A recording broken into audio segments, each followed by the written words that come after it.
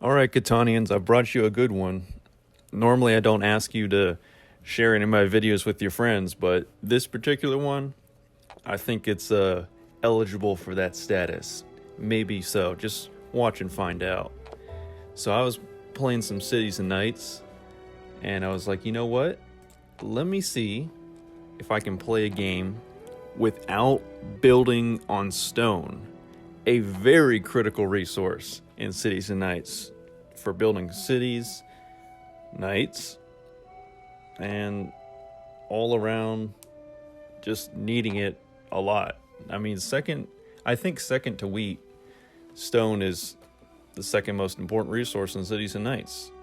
It might be a toss-up between that and sheep, but I figured I might be able to pull it off. So yeah, we're kind of in another unorthodox challenge. I know a lot of my previous videos I've been just trying to straight play Catan, but it just kind of worked out because if you look, there are only 3 ore hexes. I'll switch up what I call the resource. So there are only 3 ore hexes on the board, a 5, a 6, and a 12. And for a second, I don't underestimate or try to cut down Gray's choice to build on that 5, 6, 11. That makes perfect sense. That is exactly what I would have done if I went first. So I completely understand why they did that. Because by building on the 5, 6, 11, they basically gave one other decent option, which was what Red then took, the 5 stone, the 9 wood, the 10 sheep. And then for me, if I want to hop on there, I would have been left with, I would have had a 6 stone, but I would have had to deal with a 12 stone and 11 wood. And for me, I mean, I get the 6, but then I get 2 numbers that will probably very rarely get rolled the entire game. So I'm basically built on a 6 stone, essentially. And I don't even get a port. I would have been close to the wheat port, but I was like, nah, you know what? For my starting settlement on Cities and Knights, I always try to build on brick and wheat or wheat and whatever else, because I know my starting city that comes next, I want to build it on at least 2 hexes that give me commodities, and then maybe like a wheat or a brick if I didn't have any of those or have good numbers on those on my starting settlement. So I went ahead and built on the 5 wheat, 8 sheep, 10 brick, as you can see. And my goal, my whole game plan was like, you know what? I see that sheep horde over there on the 5 wheat, 2 brick.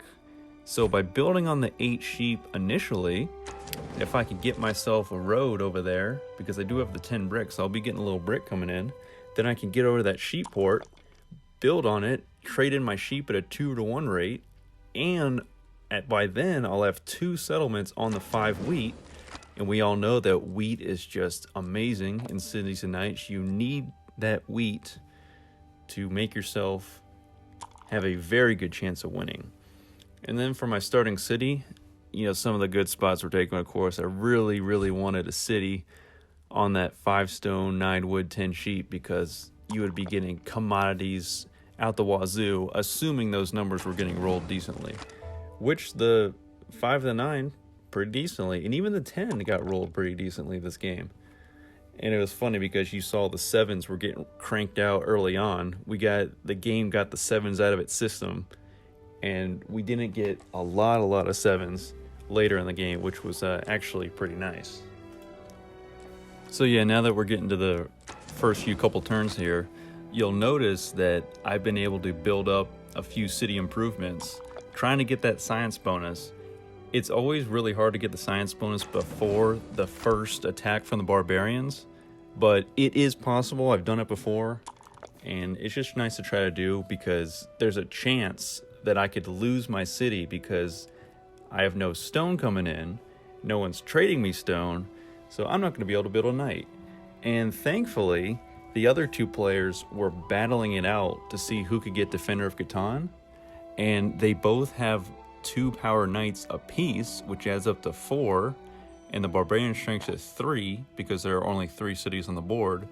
So if they don't deactivate their knights, then I don't have a thing to worry about. And right now, they actually can't, because they can't chase a robber away because the robber is not on any of their hexes that is touching one of their knights. And they don't have another road off of one of their knights, so they can't move the knight either. So I think they're actually stuck, which is good for me. And thankfully, I got the road building card. Actually, I think I was the only one getting progress cards at this point.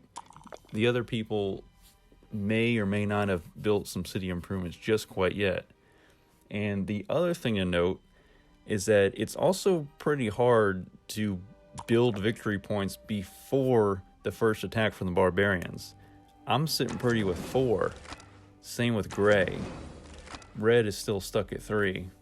But if you can actually build like 2, even just 2 victory points before the barbarians attack, that just shows your early momentum, and you'll get yourself pretty set up for the first half of the game. Of course, that's not, necessarily an indicator that you're going to win the game. It's just like, hey, you kind of jumped out to an early lead, and hopefully, whatever you built on is going to help you out. And I actually snuck in another victory point to boost myself up to 5. So now I have the sheep port, and I'm built on 3 different sheep hexes. I got a 4, 8, and 9 sheep hex going on here. So I should be getting in a lot of sheep, and I could just 2-for-1 it as much as I need to, because I am building more settlements than I usually do in Cities and Knights, more so than I recommend in Cities and Knights, because you just want to focus on cities improvements, and metropolises, and that really will boost you up quickly to that 13 victory point maximum. And it's kind of, comparatively to that, it's kind of a waste of time to be worried about building all these settlements all over the board, because you're only going to get, just resource cards off of those. You're not going to be drawing in any commodities from those settlements. But because I had a road building card from the green progress card stack, and because I'm not built on stone at all, this game, in this kind of special scenario for me particularly, it actually worked out that I would build more settlements than I usually would. And as you can see, I've taken up the whole lower section of the board, and once I build another settlement on that 3 brick, 4 wheat, 8 sheep, I'll have all 6 of those hexes producing resources for me. And kind of looking back, I wish instead of building on that 3 brick, 4 wheat, 8 sheep, I wish instead from the 8 sheep I would have gone down and then over to the 3-for-1 port, and then also had the another settlement on the 8 sheep, because the 3-for-1 port I think would have been more valuable. It's kind of a toss-up, because on the one hand I wanted more wheat coming in, but it wasn't that critical because I already had a 5 wheat and a 3 wheat and an 11 wheat actually once I built on the 4 sheep, 9 sheep, 11 wheat. So the 4 wheat wasn't super critical for me. I didn't have a wheat port. The wheat port's hanging all the way over kind of near gray where the 11 wood and the 12 stone are. So I actually probably, if I could redo it, I would have gone down to the 3-for-1 port instead, because I still would have been building on an 8 sheep, as I get the science bonus right there. I still would have been building on 8 sheep, and I would have been getting all the sheep coming in. And if I absolutely wanted to, I could have gone over to that spot later on.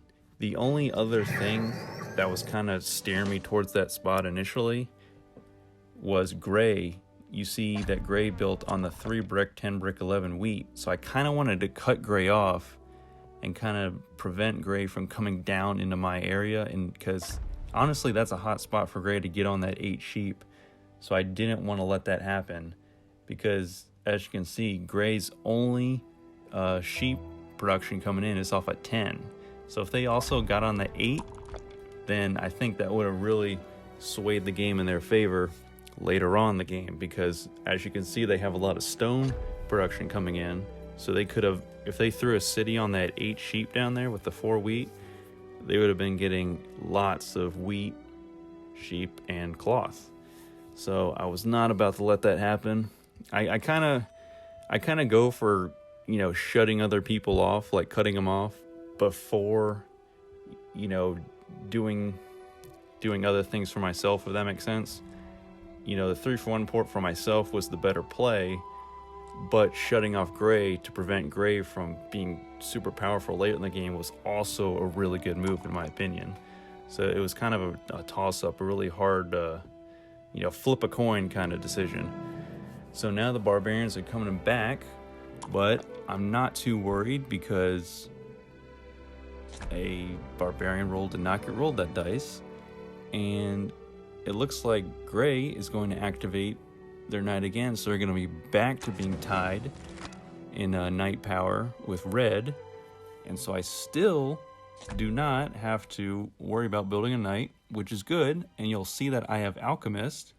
And take a quick note with Gray, they got Irrigation, and then they played Mining. So off of Irrigation, they should get 2 wheat because they're touching 1 wheat hex. Off of Mining, they should get 4 ore because they're touching 2 separate ore hexes with the 5 and the 6. So they should get 4 ore, 2 wheat. So I was kind of confused. They chose to build the Knight and then upgrade the Knight instead of build the city and just kind of set them up for, well, I guess it makes sense why you wouldn't build a city on a 3 brick, 10 brick, 11 wheat, because that doesn't produce any commodities. But they do have a 3-for-1 port, so would have had a lot more resource production going on. But hey, they wanted the Defender Catan victory point. I'm not gonna stop that from happening because I can't stop that from happening. So I was like, all right, I'll just keep my city. I won't have to downgrade it. I trade in for a paper, and I had 3 paper. I needed just 1 more. And what do you know comes in to get rolled by Red?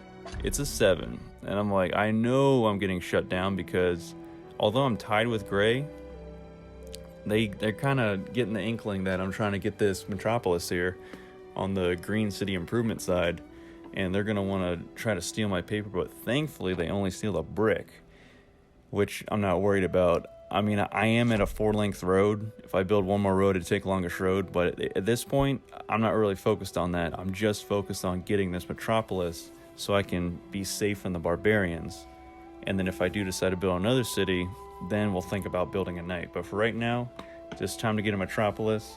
As Red steals a Knight from Gray with a Deserter, that was pretty cool because Red is kind of behind in victory points, so I'm okay with Red getting, 1 victory point from a Defender of Catan victory point a couple turns from now, and then Gray kind of having to try to build their Knights back up will keep them from, building out in other ways. So if they want to keep fighting that out, that's fine. I'm just going to keep doing my thing over here. So Gray gets the trade bonus, which is actually a pretty decent bonus, I found out, or I guess come to realize, because I always talk about the science bonus. Oh, it's so great. But in this game, if you notice, I'm built on so many different numbers. I have a 2, 3, 4, 5, 8, 9, 10, 11. So the only numbers I'm not built on should be a 6 and a 12. So I'm actually doing really well. The science bonus it's kind of not necessary, but I went and got it anyway because I knew that 6s were going to get rolled a good amount, and I could just take a stone from that bonus. And so I could, instead of having to trade in other resources at a 2-to-1 rate or a 3-to-1 rate later on, then I could just get 1 stone directly and it would be a lot easier. So that's why I kind of did that. But the trade bonus is pretty good because once your commodities are useless after you built up and got your Metropolis, then trading them in at a 2-for-1 rate is huge late game. It is so huge because you could be holding on to like 13 different cards and you can't really do a lot of trades if you don't have a lot of ports going on or if you don't have merchant. So the trade bonus is also very good. And I finally get my Metropolis, so now I'm up to 8 points. I'm 5 victory points away. I'm going to go ahead and take longest road. And I built the road on the 5 wheat, and looking back, again, another thing, if I could wind back time, I would instead try to build that road over in between the 4 wheat and the 8 sheep, so I could come around that way down to the 3-for-1 port. Instead of building, I don't want to build it on the 8 sheep, 5 wheat in between there because that breaks up my 1 continuous road system. I want to build it on the 4 wheat, 8 sheep, so it continues my road in one continuous line, and I get way closer to getting on that 3-for-1 board, because although I should have been on it earlier, I'm going to go ahead and try to get it now. Because I'm at 10 victory points, and if I want to close this game out pretty soon, then a 3-for-1 port is definitely going to be the move and help me out. Because I'm sitting on 6 wheat, 2 wood, and some other cards. I should have probably built a city wall for 2 brick. It's really, you don't even think about it sometimes, but if you just throw a few city walls under a few your metropolises, then it really helps you late in the game, because you're going to have all these cards coming in, and the 7s will just make or break one of your turns later in the game. And it's really nice to have those city walls so you can hold more cards. Unfortunately, this game I do not. I do have medicine though, and I'm waiting to not roll a 7 so I can trade in and trade 4 of my wheat for a stone, so I can do 2 stone and 1 wheat with medicine to get a second city. And the barbarians come in, they defeat us. I don't care, because they can't touch my metropolis. For some reason, they're too scared to storm a metropolis, but they will storm a city, which is fine by me. And thankfully, Gray actually has to downgrade one of their cities, and they chose to downgrade the 10 sheep, 8 wood city. Now it's a settlement. They still have the 3-for-1 port, of course, and I understand why they did not downgrade their city on the 5 stone, 6 stone, 11 wheat, because all their coin coming in so they can get Mighty Knights and blue progress cards to screw over the opponents. Completely understand that was the correct choice on their part. Unfortunately for them, an 8 gets rolled. I get a paper, they do not. They just get a singular wood. Although my 8 sheep is shut down, I would have got 2 sheep off of that and could have been able to trade in a 2-for-1 rate, but that's neither here nor there. I just got to wait till the robber gets moved. And now at this point, I'm really looking to see, now that I have my city built on the 4 sheep, 9 sheep, 11 wheat, I want to get a lot of cloth coming in to get that metropolis, because you can see I'm at 11 victory points. I get the cloth metropolis, I'm out of here with a win. But if I can't, then I have to go a few different directions. I have to either build 2 more settlements, or a settlement and then upgrade one of them to a city. And I was also keeping track of how many settlements I had on the board, because I have 3 right now. But if I had already 5, then you're kind of screwed, because then you can only upgrade cities or get a metropolis or take longest road.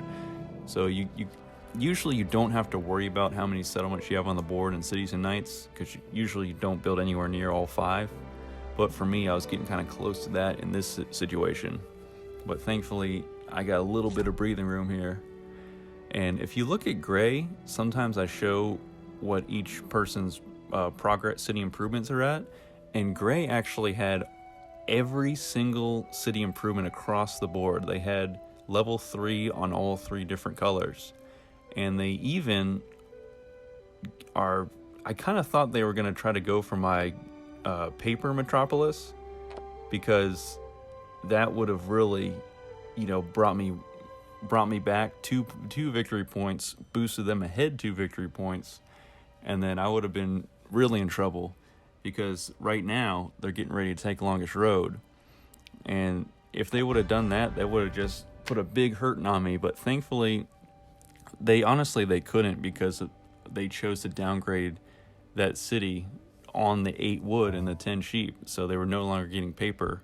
So that's when I kind of knew I was safe. I didn't have to worry about building that level 5 on my paper metropolis. So I just kind of held off. I just kept it at level 4.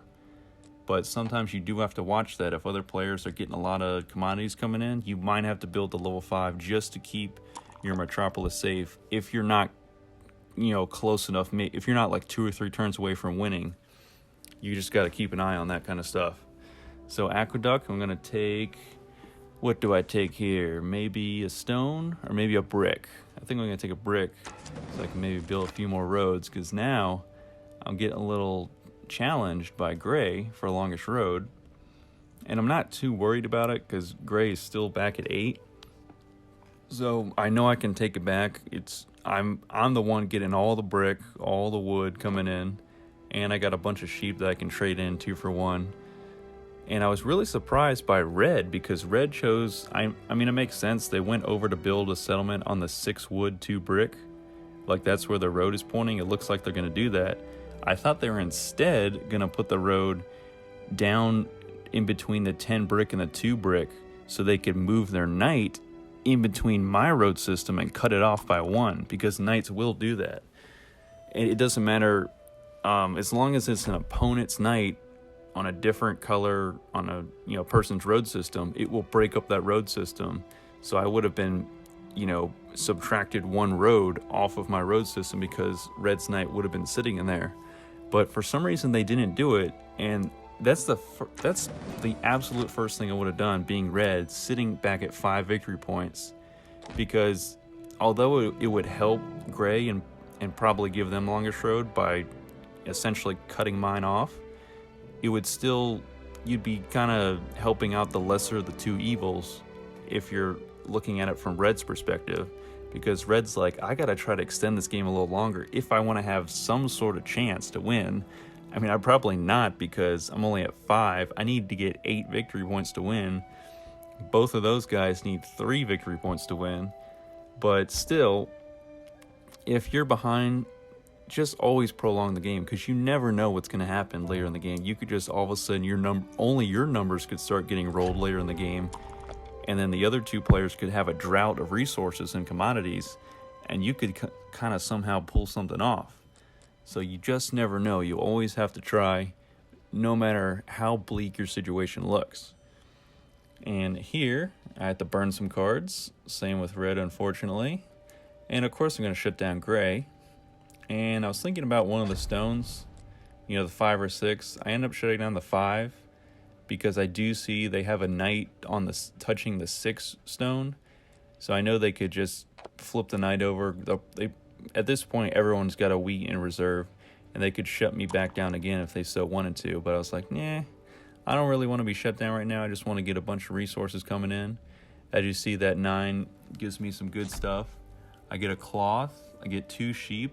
Keep in mind, I can trade that sheep at a rate of 2-to-1 for anything I want.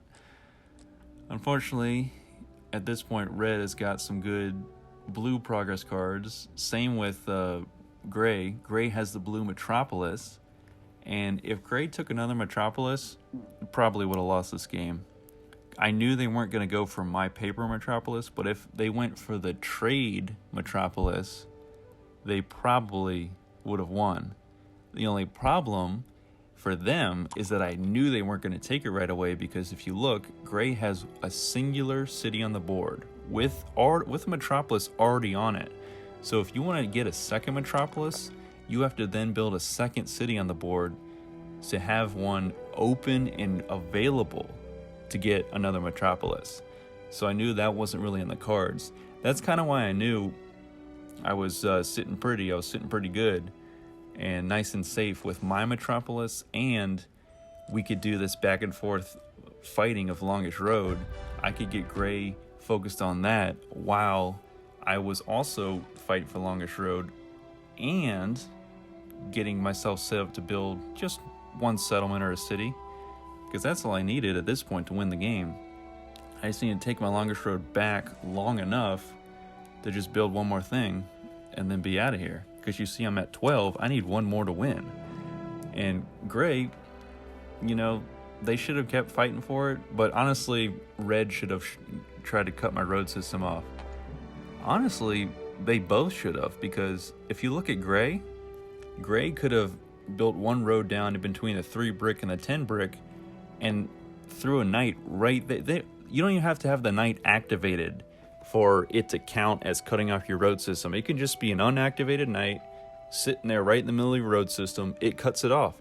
It just works. So if gray had just simply built the road and then cut my road system off right where the 3 brick, 10 brick, 8 sheep is, then they would have immediately taken longest road back. Then I would have had to then build a knight, upgrade it to a higher level than their knight that's blocking my road system, and then go attack it to shoot it away to take back longest road. Do you know how much of a hassle that is for a player who's not built on stone at all?